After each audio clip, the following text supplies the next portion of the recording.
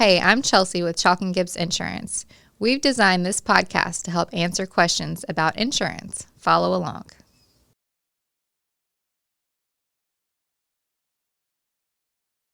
Hi, I'm Chelsea, and today I have my dad. Hello. Your name is? Lynn Gibbs. And who are you? I'm the Vice President and Personal Lines Manager of Chalk and Gibbs Incorporated. And today we're going to talk about personal lines insurance. So, what are some frequently asked questions that you get a lot dealing with homeowner insurance? People mainly ask why it costs so much. Why does it cost so much? Well, we're in a difficult area for insurance companies to be profitable in, mainly because of our location near the coast and our exposure to hurricanes and other tropical storms. Right. So a lot of insurance companies don't necessarily want to write coverage near the coast because it is such a high-risk area. It's absolutely right. We struggle sometimes to find carriers that are willing to do business down here. I can remember at one point we were down to just one insurance company willing to write personal lines at the coast. And even when we do find carriers sometimes that will write coverage at the coast, a year or two later after a major storm, they might decide, hey, we want to back off from that area. And then we have rewrites and less options for coverage. Exactly right. It's not unusual for a carrier to see the higher rates that are being charged at the coast and think that it's going to be attractive and that they're able to make money and get in business, and then a storm comes and it doesn't pan out the way they expected and they withdraw, and that does leave us with the difficulty of finding a new carrier to take the coverage that the old carrier is leaving behind. Right. Good times. So, since we're talking about storms, when a storm does come, what's a common misconception about what your insurance coverage covers if you have damage from a named storm like Hurricane Florence? Some of the misconceptions are that the insurance agency is going to send a repair person out to assess the damage and make temporary repairs, which that's not our role. We don't do that. Right. So who does assess the damage if you have a claim? If a claim is presented, we file it with the insurance company, and they hire what's called a field adjuster. In some situations, it can be an employee of the insurance company, but usually after a storm, a large event, the insurance companies hire outside adjusters, independent contractors, to come and be on site and assess the damage and make a report to the insurance company of what was damaged by the storm. And if the insured is not satisfied with the adjuster's amount of coverage for the damage, they can hire a private adjuster who will come out and refute the insurance company adjuster's findings. Yeah, they're usually referred to as public adjusters. And in that situation, it's just a matter of the two parties getting together and coming to a mutual agreement as to what's going to be acceptable for the claim payment. Right. So what if I lose a third of my roof because a tree fell on it?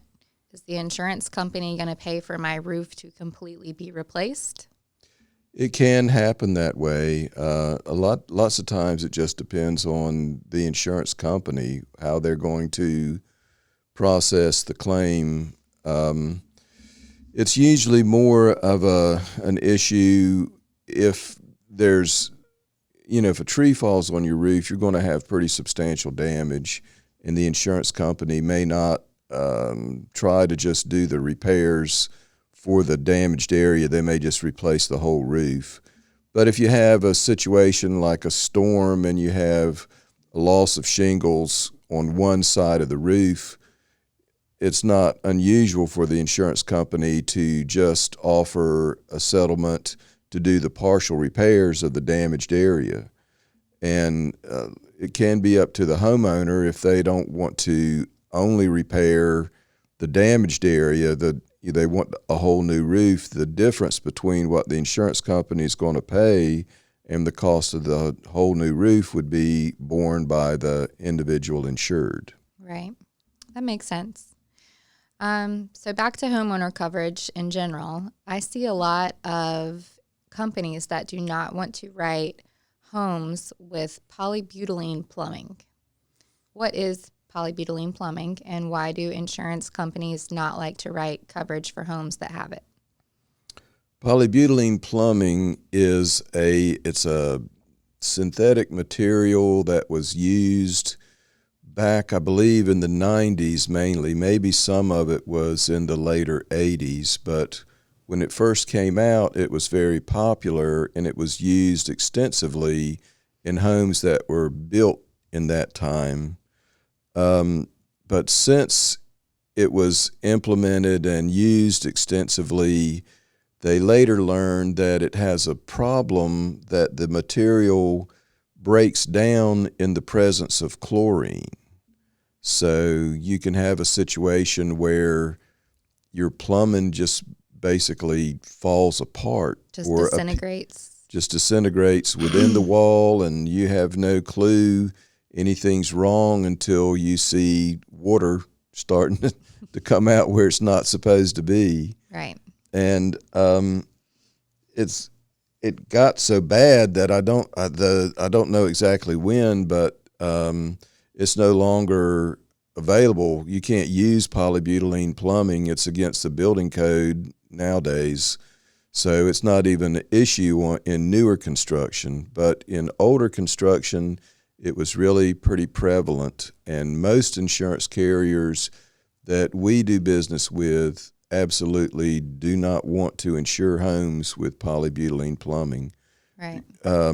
Water damage has been one of the leading causes of claims in homeowner insurance for a number of years, especially when you have secondary or seasonal homes that aren't occupied all the time. Right. Because a small plumbing leak can result in major damage if it goes on over time. So when someone's not there all the time to see that there's a leak or, an issue going on, right, it creates a bigger issue. We've had situations where the claim was discovered, or the problem was discovered by the police seeing water coming out of the front door of a home when it was a secondary residence. And that's terrible. It was the leak started upstairs and went all the way down through 3 floors. So yes, it's an issue, and insurance companies feel like it's too great of a risk. True. Now, they do have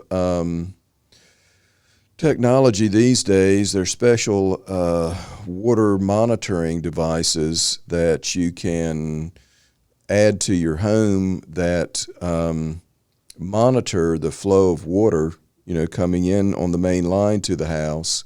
Cool. And if it's, if it's set up so that the system knows that you're not going to be there for a certain period of time, and it detects water flowing, it shuts it off. So there's not a lot of damage that will occur, and it's always recommended to people that have secondary or seasonal homes to have a shutoff for their water system that's easily accessible, so that when they leave the house, they can turn the water supply off. Right. So if there is a leak or a malfunction with the plumbing somewhere, it would be contained. The damage would be contained to just the water that was in the plumbing when the problem occurred. You wouldn't have water flowing into the house and on, causing more and Wreaking more havoc. damage. Yeah. Right. Well, that's a lesson for plumbing claims. So let's go back to wind coverage. Frequently asked questions about wind coverage. I know a lot of people, especially if they're not like an oceanfront or a soundfront home, don't always feel like they need wind coverage. Even somewhere like, Morehead City, where we get hurricanes and, people have trees fall on their house or shingles missing from their roof after a storm. Why is it so important to have wind coverage? I mean, I think it's pretty obvious, but what would you say?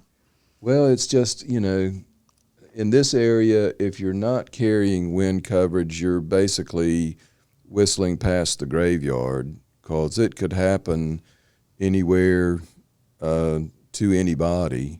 It's expensive, and people lots of times they base on their prior experience of never having a major wind damage and elect not to carry wind coverage. But when we had several situations after Florence within our agency where people called up to file claims for wind damage, and they had elected not to carry it.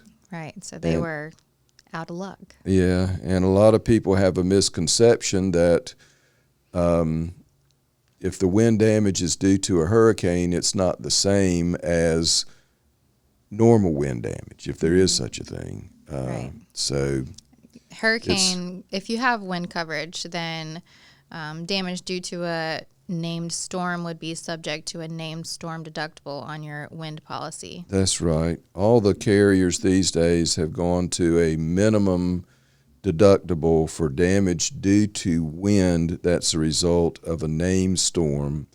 And the storm is named by the National Weather Service. It's not the named storms that the Weather Channel comes up with whenever there's a snowstorm or anything like that. It's tropical storms, and the minimum deductible for a named storm is going to be 1% of the amount of coverage on the house, the dwelling coverage. So if I insure my house for $100,000, then my named storm deductible would be $1,000. Right.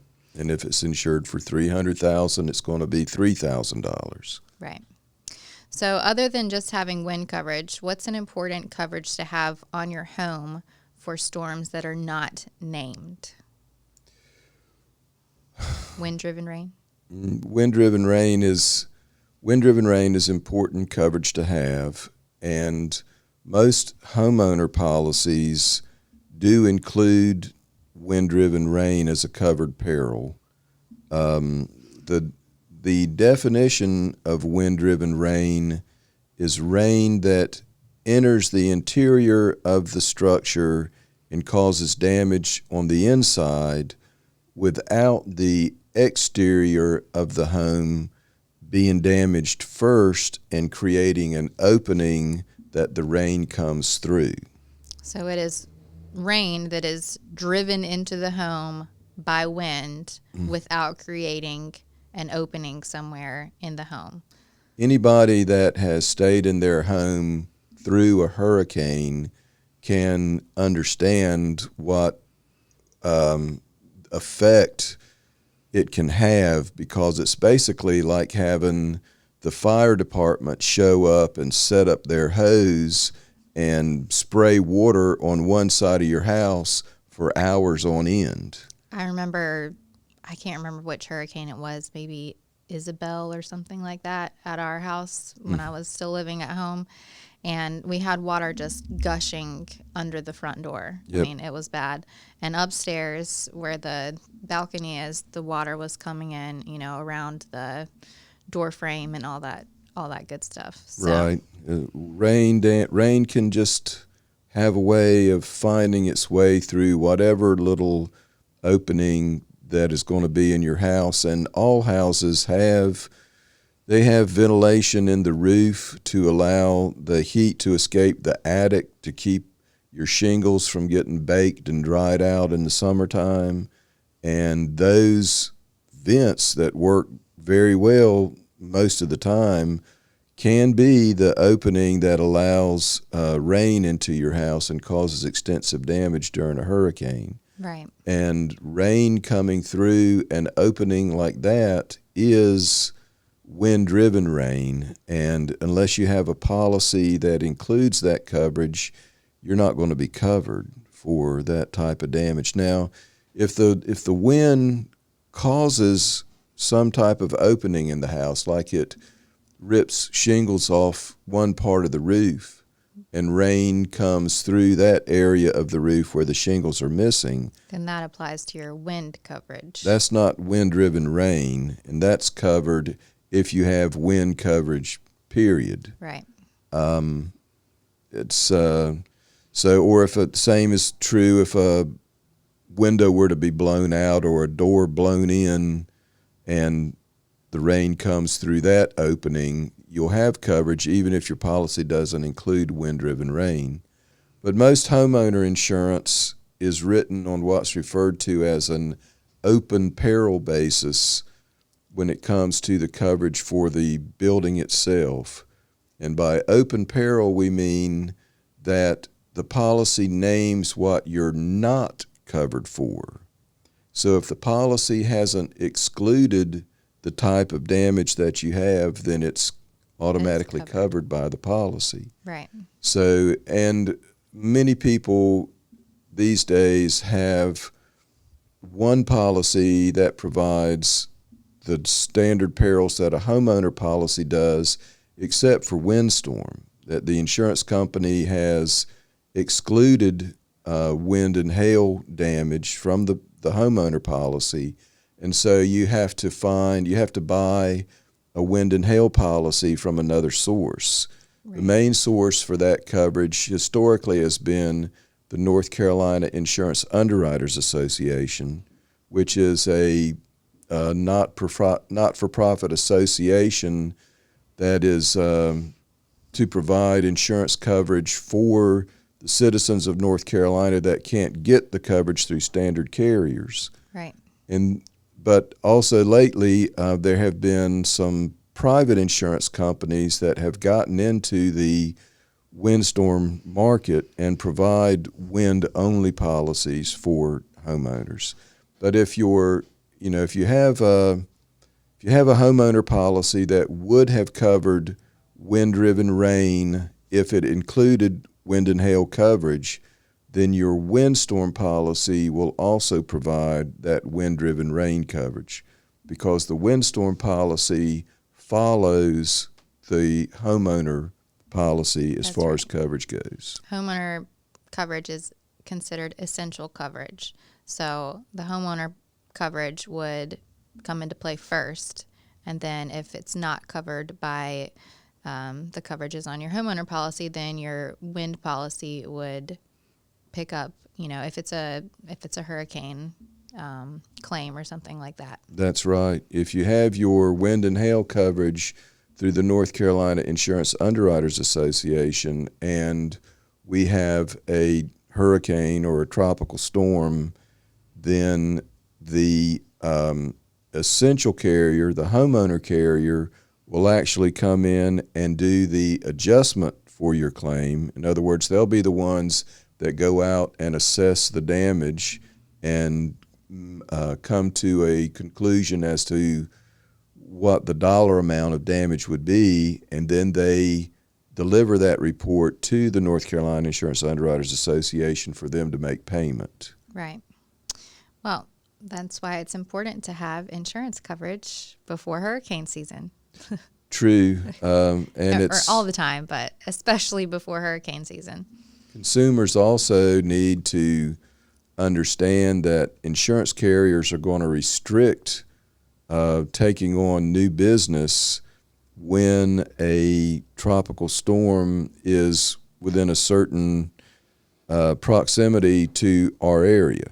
Right. And it's a big box that the insurance companies have to determine when they're going to stop taking new business that goes all the way east to Bermuda and all the way south to Cuba. Right. So you can't just get insurance when, there's the National Hurricane Center is projecting there to be a Category 5 hurricane in 5 days. or any category of hurricane. Or any category. But And it's like I said, it's the cutoff comes sooner than most people would anticipate. right. But it's a fact of life. That's how it is. Yep.